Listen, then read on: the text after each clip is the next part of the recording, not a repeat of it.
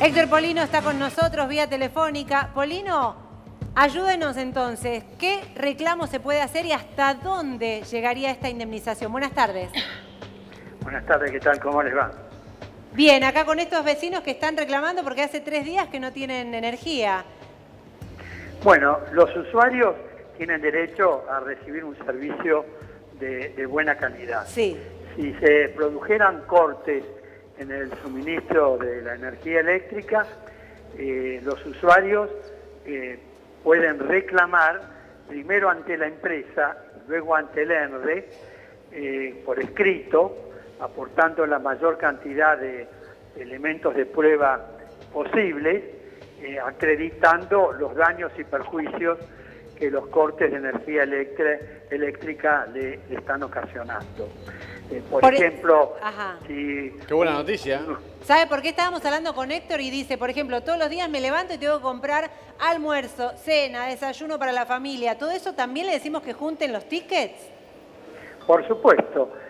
Aquel usuario que antes de los cortes de energía eléctrica, por ejemplo, había ido al supermercado y había hecho una compra importante, lo había puesto en la heladera o en el freezer, se produjo el corte de energía eléctrica por un periodo prolongado, esos productos perecieron, perdieron valor, entonces, bueno, ahí tiene una prueba que es el ticket del supermercado, la fecha que está consignada en el ticket y la fecha en que se produjo el corte de energía eléctrica. Le hago una pregunta sobre eso, porque me imagino que quienes compraron, por ejemplo, el fin de semana ya tiraron el ticket. ¿El recibo de la tarjeta, por ejemplo, es válida?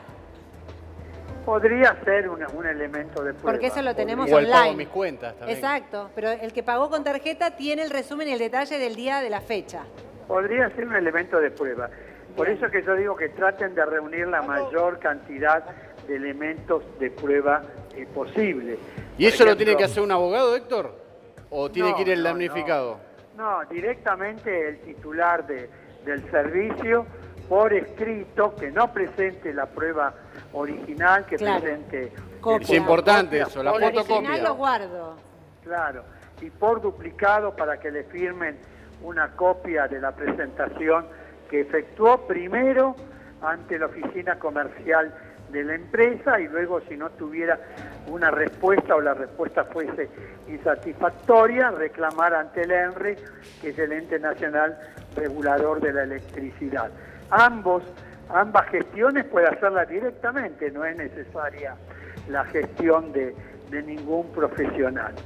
Paralelamente a... Sí. Ahora, Sí. ¿esto siempre se puede, digamos, lograr esta indemnización? ¿Hay antecedentes? Digo, No porque es muy burocrático a veces.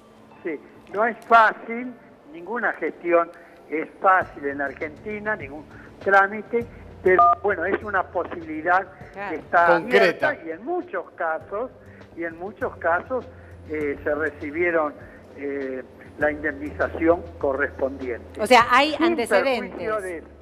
¿Cómo? Hay antecedentes. Hay antecedentes. Bien. Y sin perjuicio de eso, desde Consumidores Libres, vamos a reclamarle al ENRE que así como lo hizo en otras oportunidades en el pasado, que saque una resolución que estableciendo un monto fijo indemnizatorio a los usuarios en función de la cantidad de horas corridas que estuvo cortado el suministro. Existen infinidad de resoluciones que tomó el ENRE en el pasado, donde se establecía un monto fijo hasta 12 horas corridas, un determinado monto, de 12 a 24 horas un monto superior, bien. de 24 a 48 horas otro monto. Y en este caso 3 días. En este caso llevan 3 días sin luz, imagínate. Claro, y superior a las 48 horas, otro monto superior. Los antecedentes que existen en esta materia son los siguientes. En algunas oportunidades las empresas cumplieron con esa resolución del ENRE. Bien. En otras recurrieron ante la justicia y nunca pagaron lo establecido en la resolución. Y en otras oportunidades tuvieron cortes y el ENRE no produjo, no dictó la resolución correspondiente. A ver, Nati. De modo tal que en esta oportunidad vamos a reclamarle. Sí, se va a hacer el reclamo, exactamente. Nati. Sí, no, ahora, ¿quién multa a las empresas? ¿No? Digo, porque ¿qué va a pasar con eso? El gobierno debería en este caso tomar medidas en el asunto para, digamos, multar a estas empresas que están dejando sin luz a miles de usuarios. Claro, no sería propiamente una multa, porque si fuese una multa, el importe de la multa iría al Estado. Sería una indemnización fija en función de la cantidad de horas corridas que duró el corte, que le correspondería directamente al Como usuario. te hacen en una empresa cuando no te dan el servicio 2 o 3 días, que te descuentan en la factura, pero acá la dimensión y el volumen de dinero, Héctor, sería mucho más. Porque esta familia debe haber gastado 1.000 pesos por día para vivir. Totalmente. Comida, agua, bebida. El que los tiene. Claro. Pensemos los que tenían, lo poquito que habían comprado, estaban tirando hasta fin de mes con lo que tenían en el freezer y hoy lo tuvieron que tirar todo. Es muy buen punto ese. Eso duele más. Claro, Héctor, las entonces empresas no pueden alegar que hubieron altas temperaturas y en función de eso. Porque las empresas, y esto lo tienen que saber los usuarios, tienen una concesión que en el derecho administrativo se denomina perpetuidad. 90 años de plazo con opción a prórroga 10 años más. Es decir, que las empresas en una concesión a un siglo tienen que prever que se van a producir por momentos altísimas temperaturas o en invierno bajísimas Pasa temperaturas. todos los veranos, Pasa Polino, siempre lo mismo. Ahora, Polino, lo llamativo es que en 2 días aumenta otra vez la luz. ¿Otra vez? 32% desde el 1 de febrero porque sube el precio de producción. Pero en marzo, ¿pensaste que iban a bajar? No, sube otra vez por el precio de las distribuidoras. ¿Y entonces?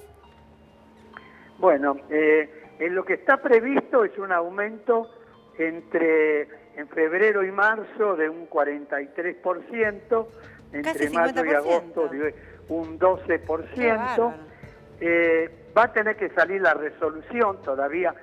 Fue un anuncio que se hizo el 28 de diciembre del año pasado. Ahora tiene que aparecer la resolución correspondiente. Estos aumentos se producen por varias razones. Una, por quita parcial de subsidios, otra por la devaluación del peso con respecto al dólar y la otra por la inflación. Ahora, las empresas tienen derecho a reclamar, según ellas, esa recomposición en las tarifas. Esto es muy importante la noticia que nos dio Polino. A ver, es importante. Recapitulemos por si alguien Anote en casa. Exacto, Anote está aprendiendo. Ojo, porque se puede pedir indemnización por lo que se puede quemar, por lo que estamos gastando en estos días sin servicio eléctrico. No tiene ningún ticket. Va a comprarse una pizza, pida ticket, por favor. Y toda la comida incluso que tiraron, incluso si tuvieron que alquilar algún tipo de equipo eléctrico. Si es una persona electrodependiente, ¿no? Un electrodependiente. O por ejemplo, que un paciente que necesita consumir muchos medicamentos. Los medicamentos. O un paciente que vive en un departamento en propiedad horizontal en las alturas y tuvo que ir y alquilar las habitaciones de un hotel porque no puede recibir asistencia médica. Es un buen punto, Polino, ese. ¿Cómo? Que es un muy buen punto lo que está diciendo usted. Pues claro, existen situaciones particulares de las más diversas, ¿no? Por ejemplo, un paciente que vive en un edificio en altura, que está enfermo, que necesita tratamiento médico y que el médico no va a subir o bajar 12 pisos. Entonces, bueno, también... Y ahora, Polino, en esos casos particulares, si los montos superan la media normal, digamos, ¿la empresa está obligada a pagar en casos así como el que usted está diciendo? Mire, ¿De una persona que se tuvo que ir a un hotel? Por supuesto, mire, el que ocasiona un daño y perjuicio a otra persona tiene que responder. Está obligado a reparar ese daño. Andá a saber si paga, ¿no? Está la ley de los electrodependientes que se aprobó el año pasado, que la empresa está obligada a suministrarle un grupo electrógeno a esa persona. Y ahí no puede esperar, ahí no hay tutía, ahí tiene que ser inmediato. Claro, o gente que vive en edificio en propiedad horizontal y no funciona el motor eléctrico y no llega el agua a los tanques. Claro. Sí, ese es otro drama, el agua, la falta de agua.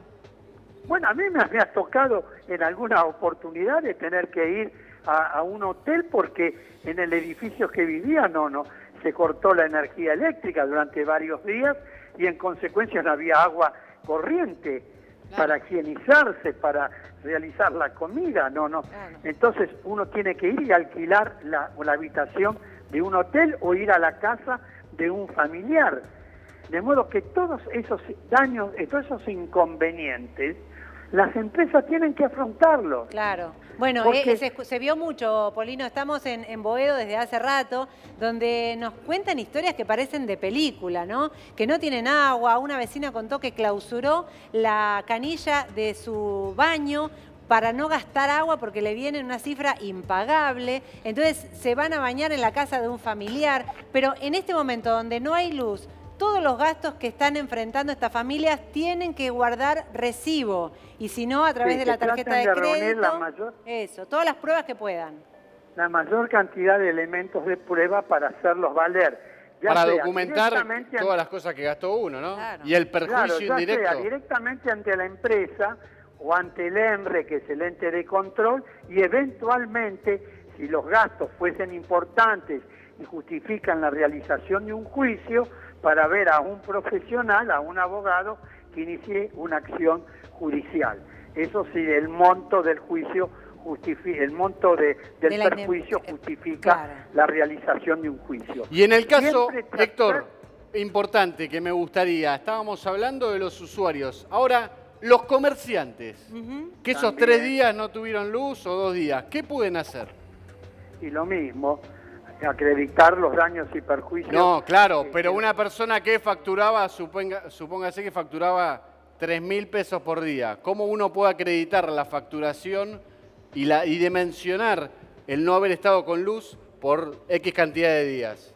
Mire, cada actividad tiene sus propias características y tiene que tratar de reunir los elementos de prueba que corresponden a esa actividad, sea una industria, sea un comercio, puede ser también un profesional, imaginemos un psicólogo. Un sí, que no pueda atender al paciente. Un odontólogo que no pueda atender a sus pacientes, o un médico que no pueda atenderlos. Entonces, depende de la actividad, se ocasiona un determinado daño y perjuicio. Que el titular trate de ubicar de reunir la mayor cantidad de elementos de prueba que justifiquen adecuadamente el monto aproximado de los daños y perjuicios ocasionados por los cortes. Bueno los datos, Héctor Polino, como siempre. Que tomen nota, que guarden todos los elementos y que empiecen a poner cabeza a todos los gastos que están incurriendo, las pérdidas, como decía Ignacio, de los comerciantes, todo lo que pudieron haber perdido, empiece a anotar y a juntar prueba para pedir una indemnización. Héctor, un abrazo como siempre.